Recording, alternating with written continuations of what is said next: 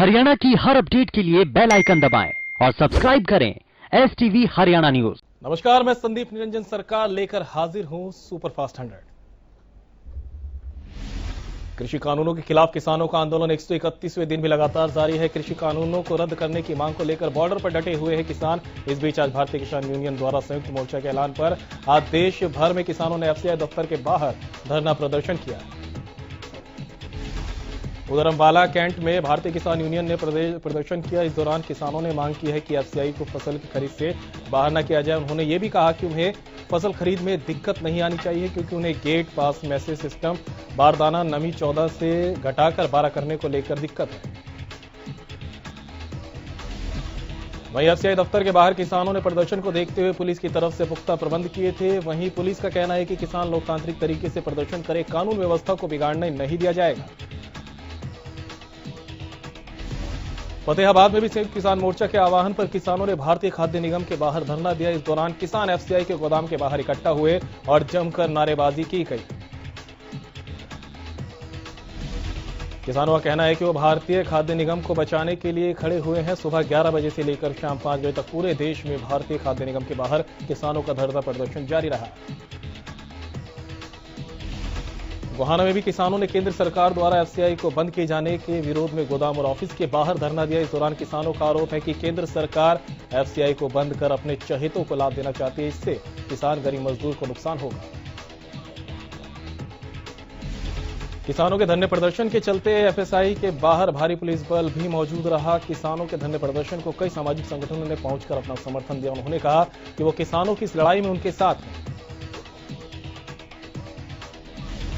संयुक्त किसान मोर्चा के आह्वान पर सैकड़ों किसानों ने FCI गोदाम के बाहर पहुंचकर प्रदर्शन करते हुए घेराव किया। इस दौरान किसान नेताओं ने FCI बचाओ देश बचाओ का नारा भी दिया। किसानों ने कहा कि सरकार की तरफ से 1 अप्रैल से गेहूं खरीद के दावे किए गए थे, लेकिन किसानों को गेट पास के नाम पर आज भी परेशान किया जा रहा है। कृषि कानूनों की वापसी की मांग को लेकर किसानों का आंदोलन लगातार जारी है। इसी कड़ी में सोनीपत FCI के बाहर किसानों ने धरना प्रदर्शन करते हुए सरकार के खिलाफ जमकर नारेबाजी की। किसानों के प्रदर्शन के मद्देनजर सोनीपत FCI में भारी पुलिस बल की तैनाती की गई है। संयुक्त किसान मोर्चा के आह्वान पर किसान संघर्ष समिति ब्लॉक जाखल के किसानों मजदूरों ने FSI बचाओ के लेकर धरना प्रदर्शन किया और सरकार के खिलाफ जमकर नारेबाजी की। इस दौरान किसान नेता लाभ सिंह उदयपुर ने बताया कि केंद्र सरकार FCI को समाप्त कर सकती है, जो सरासर गलत है। किसान नेता ने कहा कि FCI ही एक ऐसा माध्यम है जो पूरे देश में गेहूं की खरीद करती है। अगर FCI दूसरी खरीद एजेंसियों के माध्यम से गेहूं खरीद करेगी तो किसान की फसल की पूरी खरीद नहीं होगी। यातल में भी संयुक्त किसान मोर्चा के आह्वान पर FCI के दफ्तरों के बाहर किसानों और कर्मचारी यूनियन के लोगों ने धरना प्रदर्शन किया और सरकार के खिलाफ जमकर नारेबाजी की। इस दौरान किसान नेताओं ने कहा कि सरकार धीरे धीरे फूड कॉर्पोरेशन ऑफ इंडिया को बंद करने की योजना बना रही है। किसानों ने सरकार से मांग की है कि मंडियों को बंद न किया जाए और 3 कृषि कानूनों को वापस ले। अगर सरकार उनकी मांगों को पूरा नहीं करती तो संयुक्त किसान मोर्चा के आह्वान पर आंदोलन आगे और चलेगा। संयुक्त किसान मोर्चा के आह्वान पर देश भर में आज FCI बचाओ दिवस मनाया गया। किसान संगठनों के सदस्य कंगनापुर रोड स्थित FCI गोदाम में पहुंचे और इस दौरान उन्होंने गोदाम के सामने सरकार के खिलाफ जमकर नारेबाजी की। प्रदर्शनकारी किसानों का कहना था कि सरकार मुनाफे के उपक्रमों को पूंजीपतियों को सौंपने का कार्य कर रही है, जिसका विरोध वो जता रहे हैं। गोदामों और भंडारण को निजी हाथों में सौंपकर सरकार PDM सिस्टम को खत्म करने की कोशिश में है। हरियाणा में गेहूं खरीद को लेकर नियम में बड़ा बदलाव किया गया है। कृषि मंत्री JP दलाल ने बताया कि अब किसानों को बिना SMS के मंडियों का गेट पास दिया जाएगा। साथ ही कहा कि किसानों को मेरी फसल मेरा ब्यौरा में रजिस्ट्रेशन कराना जरूरी है।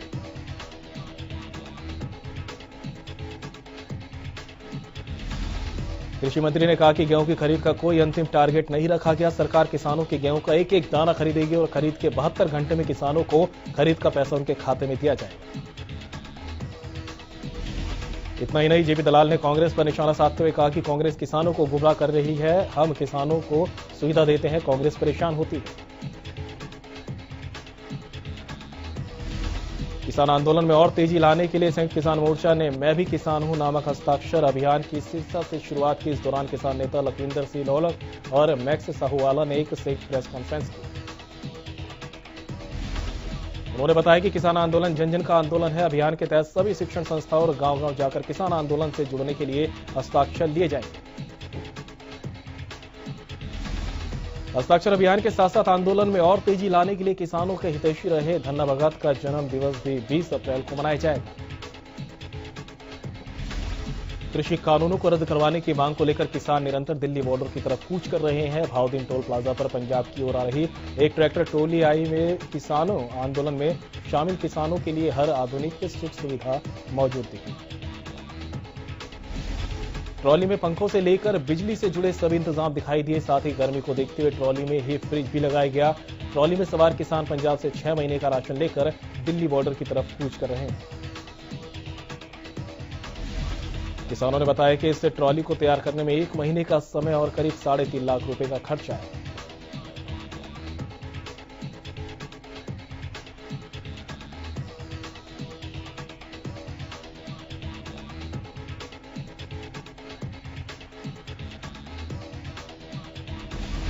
सिरसा में गेहूं की सरकारी खरीद के लिए किसान 5वें दिन गेहूं मंडी लेकर पहुंचे, जिसमें एक किसान एसएमएस मिलने पर 280 क्विंटल गेहूं लेकर मंडी पहुंचा, लेकिन 2 बजे तक भी कोई खरीदारी नहीं हुई, जिसको लेकर किसान काफी निराश हो गया और किसान ने जल्द फसल बिकने की उम्मीद जताई।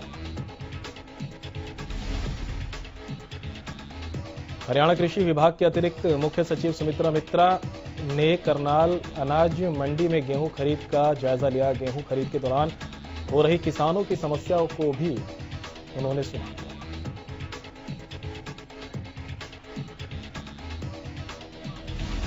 कुछ किसान गेहूं की फसल में नमी होने के कारण पिछले 2 दिनों से मंडी में अपनी फसल को लेकर बैठे हैं, लेकिन अब तक उनकी फसल को नमी के चलते खरीदा नहीं गया। सुमित्रा मित्रा ने किसानों को आश्वासन दिया है कि गेहूं खरीद के दौरान किसानों को किसी भी तरह की समस्या का सामना नहीं करना पड़ेगा। वहीं किसानों ने गेहूं की फसल में नमी को लेकर आ रही समस्या से अतिरिक्त मुख्य सचिव को अवगत कराया। दिल्ली में आयोजित हुई 19वीं Delhi state arm wrestling championship में पलवल के गांव होशंगाबाद निवासी अतर सिंह ने फाइनल मैच जीतकर गोल्ड मेडल हासिल कर प्रदेश का नाम रोशन किया। आपको बता दें कि अतर सिंह एक किसान परिवार से संबंध रखते हैं और पिछले 2 साल से पंजा कुश्ती में अभ्यास कर रहे हैं। इससे पहले अतर सिंह नेशनल स्तर पर भी पंजा कुश्ती में प्रदेश का नाम रोशन कर चुके हैं।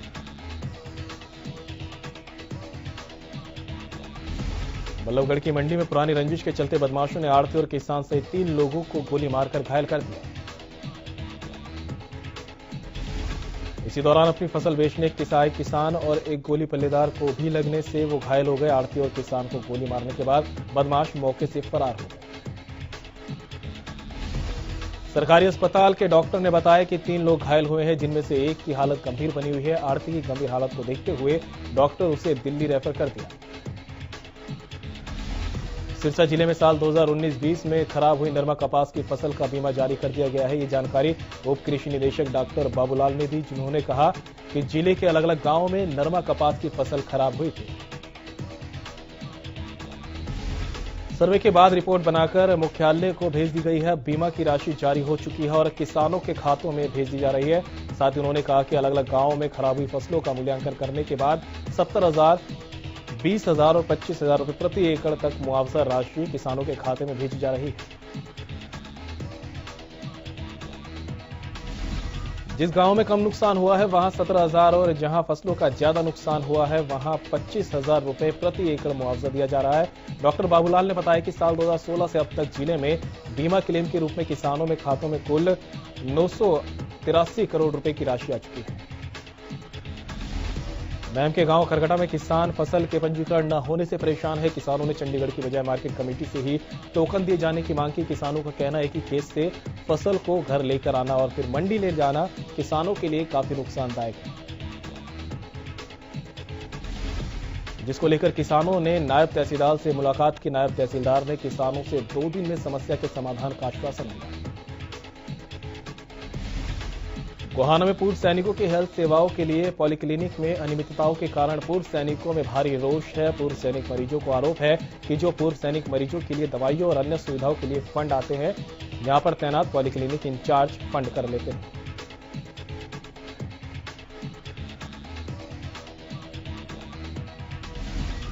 इधर हरियाणा में जम्मू कश्मीर बोर्ड से 8 जनवरी 2013 को डीएड डिप्लोमा पास करने वाले जीबीटी को बड़ा झटका लगा। शिक्षा विभाग ने अब ऐसे आवेदकों की लिस्ट देने के लिए जिला मौलिक अधिकारियों को आदेश जारी किए। ऐसे में आवेदकों को नोटिस जारी कर पात्रता रद्द करने के आदेश दिए गए।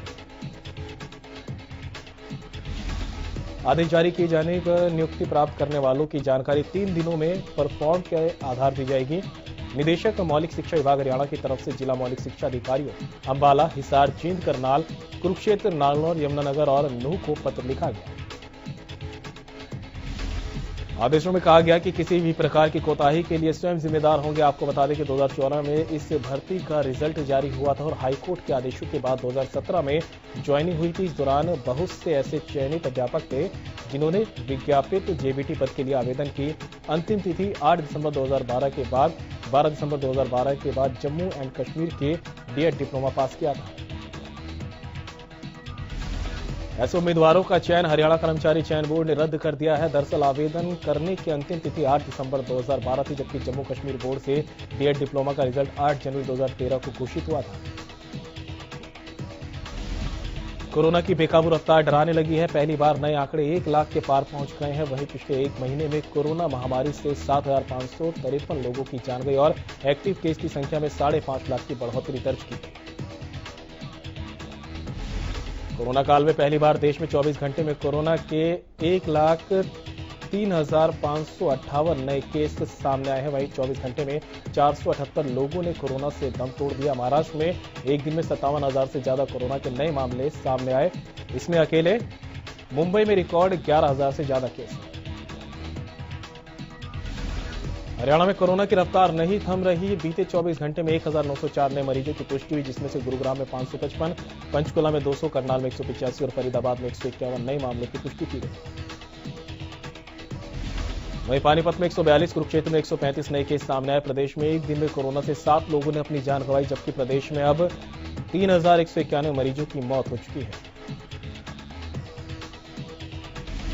प्रदेश में कोरोना के कुल आंकड़े 2,98,133 पहुंच चुके हैं। वहीं एक दिन में 1,110 मरीजों ने कोरोना को मात दी, जिसमें से अब तक 2,82,000 से ज्यादा मरीजों ने कोरोना को मात दी है।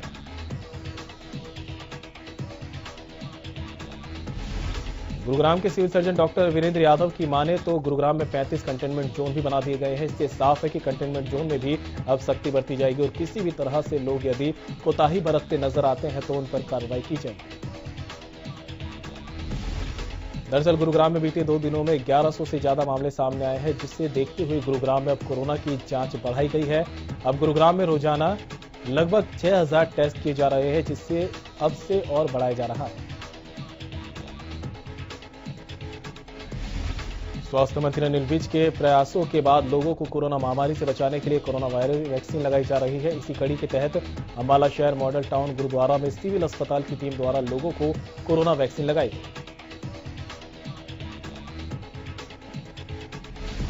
सोनीपत के सिविल अस्पताल में कोविड के नियमों की कर्मचारी जमकर धज्जियां उड़ा रहे हैं। दरअसल कोविड रिपोर्ट देने वाले केंद्र पर महिला कर्मचारी बिना मास्क के काम करती दिखाई दे रही हैं।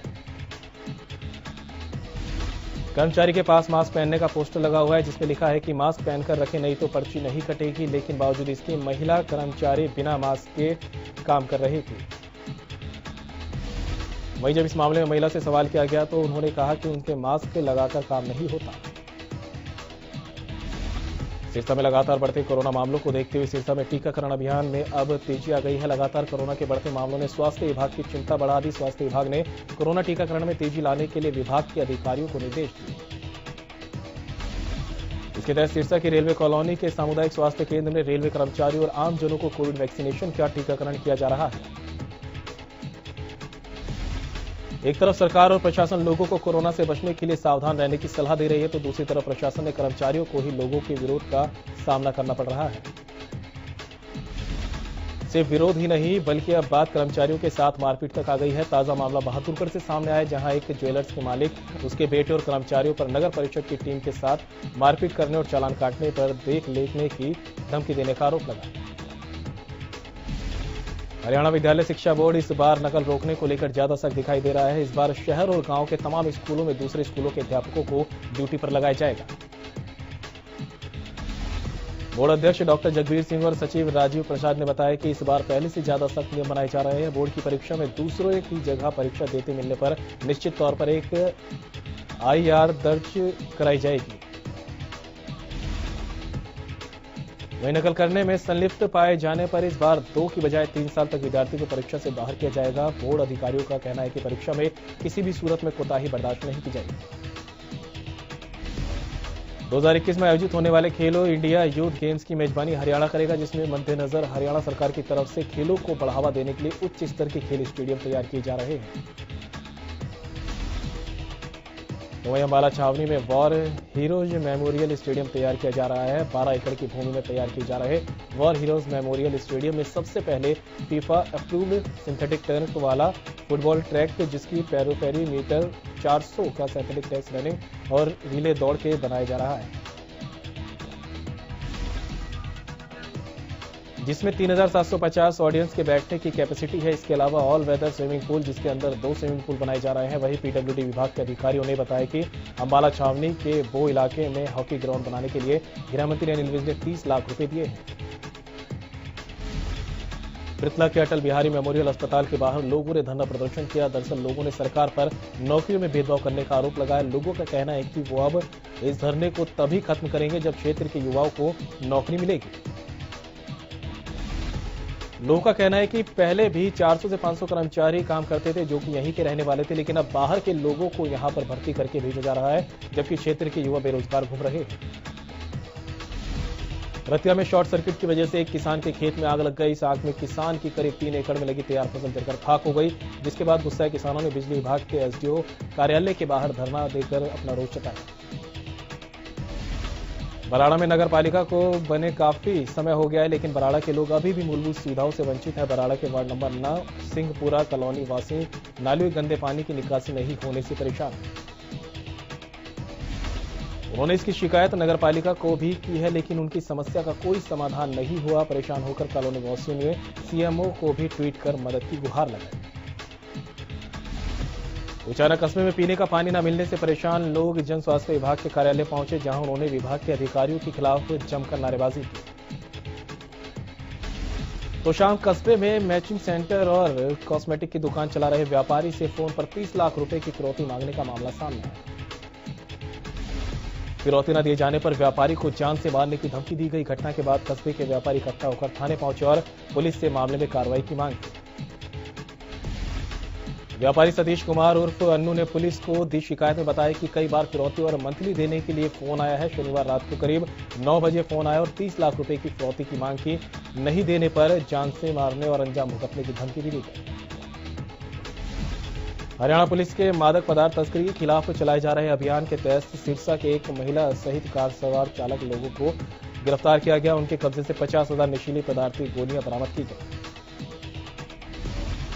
पकड़े गए सभी आरोपियों को अदालत में पेश कर रिमांड पर लिया जाएगा और रिमांड के दौरान नशीली गोलियों की तस्करी के नेटवर्क से जुड़े दूसरे लोगों को बारे में भी पता लगाया जा रहा है। गुरुग्राम में कैब का इंतजार कर रही 2 युवतियों से अश्लील छेड़छाड़ का मामला सामने आया। दरअसल ग्वालपाड़ी इलाके में 2 युवतियां दिल्ली जाने के लिए कैब का इंतजार कर रही थी, तभी शराब के नशे में धुत 2 युवकों ने उन्हें परेशान कर छेड़छाड़ शुरू कर दी। युवतियों ने युवकों को काफी समझाया, लेकिन नशे में धुत युवक को सुनने को तैयार नहीं थे, जिसके बाद युवतियों ने पुलिस को कॉल कर दोनों युवकों के खिलाफ मामला दर्ज करवाया। एसीपी क्राइम प्रीतपाल सिंह ने बताया कि पुलिस ने मामला दर्ज कर वारदात में शामिल दोनों आरोपी युवकों को गिरफ्तार कर तफ्तीश शुरू कर दी है। बहादुरगढ़ पुलिस ने किसान आंदोलन के दौरान किसान की हत्या के आरोप में 2 आरोपियों को गिरफ्तार किया है। आपको बता दें कि 10 दिन पहले बहादुरगढ़ के नए बस स्टैंड पर पंजाब के मेगा से किसान की हत्या का मामला सामने आया। जानकारी के मुताबिक किसान हाकम की भाभी करमजीत कौर ने अपने प्रेमी कुलवंत से हाकम की हत्या करवाई थी। करमजीत कौर और कुलवंत के नाजायज संबंधों के बीच हाकम रोड़ा बना हुआ था। वहीं पुलिस ने आरोपियों को कोर्ट में पेश कर न्यायिक हिरासत में भेज दिया। यमुनानगर के प्रताप नगर में नारकोटिक्स की टीम ने कार्रवाई करते हुए एक युवक को 1.5 किलो चरस के साथ गिरफ्तार किया। पकड़ी गई चरस की कीमत बाजार में करीब 80,000 रुपए बताई जा रही है। पकड़े गए तस्कर की पहचान रुखसार के रूप में हुई। बताया जा रहा है कि इस पूरे नेटवर्क के तार उत्तर प्रदेश से जुड़े हैं। टीम का कहना है कि जल्द ही उन लोगों को भी गिरफ्तार कर लिया जाएगा जहां से युवक इस चरस को लेकर आया था। पुलिस ने आरोपी को कोर्ट में पेश कर न्यायिक हिरासत में भेज दिया। ज्यादातर पुलिस ने एटीएम कार्ड की क्लोनिंग करके पैसे निकालने वाले आरोपियों को गिरफ्तार कर लिया है। इन आरोपियों ने करीब 100 एटीएम क्लोन करके धोखाधड़ी करने की वारदात को अंजाम दिया। दरअसल पुलिस को शिकायतें मिल रही थी कि कुछ लोग एटीएम धोखाधड़ी करके लोगों के पैसे हड़प रहे थे। पुलिस ने टीम बनाकर साइबर सेल की मदद ली और आरोपियों को हिरासत में लिया।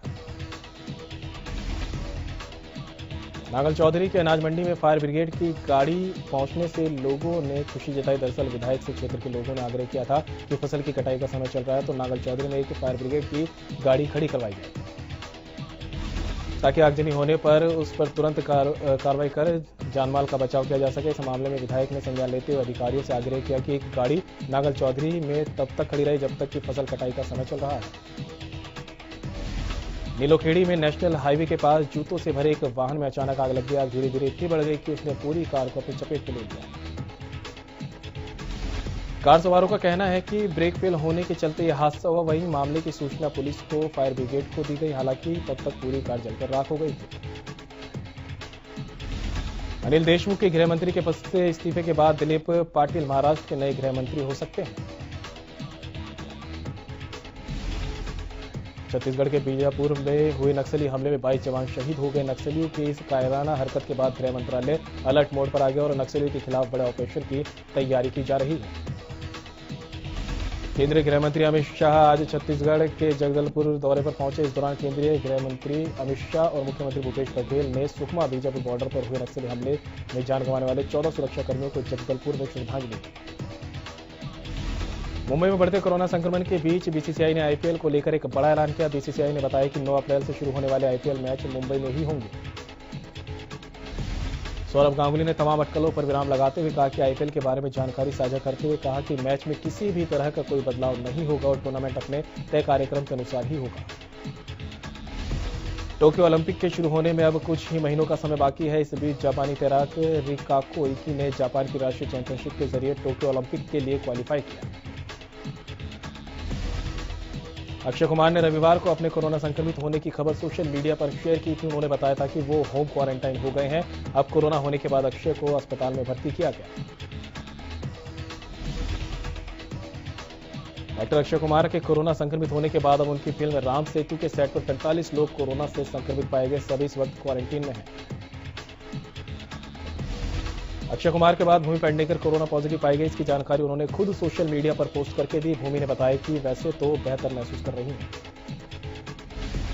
टीवी के पॉपुलर शो भाभी जी घर पर हैं फेम अंगूरी भाभी उर्फ शुभांगी अत्रे कोरोना पॉजिटिव पाई गई। शुभांगी ने बताया कि वह इस समय होम क्वारंटीन में है। डॉक्टर की सलाह से वह दवाई ले रही है। और फिलहाल दीजिए इजाजत। नमस्कार।